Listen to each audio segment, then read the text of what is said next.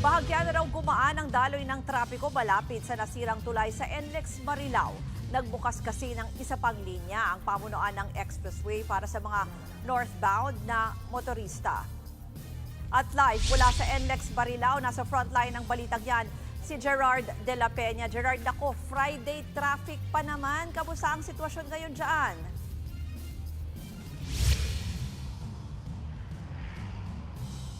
Alam mo, Ruth, medyo may kabigatan pa rin ang daloy ng trapiko para sa mga motoristang papunta dito sa Marilao Interchange ng North Luzon Expressway. Pero alam mo, kumpara kahapon, bahagya na rin bumilis ang takbo ng mga sakyan dito.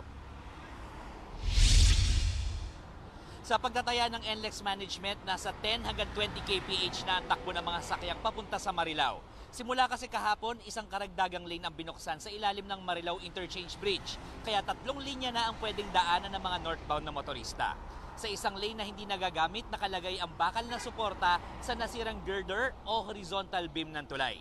Bandang alas 12 ng hating gabi, kung kailan inaasahang kakaunti na ang daraan sa expressway, muling isasara ang isa pang lane para maipagpatuloy ang pagkukumpuni sa ibang bahagi ng tulay. Wala naman daw dapat ipag-alala ang mga motorista sa structural integrity ng tulay. Pero para makasiguro, isang lane lang ng tulay ang maaaring daanan ng mga motorista at mga Class 1 vehicles lamang ang pwedeng dumaan. Ruth, bukod sa NLEX, bahagya ring lumuwag ang daloy ng trapiko sa MacArthur Highway na designated na alternate route para dun sa mga sakyang gustong umiwas sa traffic dito sa NLEX. Ruth. Gerard, ito nga weekend at syempre inaasahan natin na posibleng mas dumami pa yung mga sasakyan na papasok at palabas ng Metro Manila dyan sa NLEX. Ano ba ang balak gawin ng NLEX para maibsan yung bigat ng daloy ng trapiko?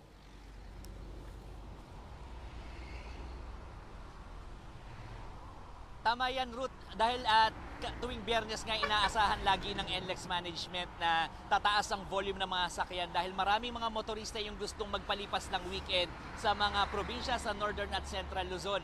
Kaya naman ang balak talaga nila ay magdagdag ng isa pang counterflow lane doon naman sa southbound lane. Actually sa ngayon ay meron ng counterflow lane na ipinapatupad. Yun nga lang, ito rin yung nagiging dahilan kung bakit bumabagal ang pagtakbo ng mga sakyan na papunta naman sa Metro Manila. Ruth. Yan po ang Express Report ni Gerard de la Peña. Mga kapatid, ako po si Ruth Cabal. Maging maalam at may pakialam sa mga may init at rumaratsyadang balita sa Frontline Express.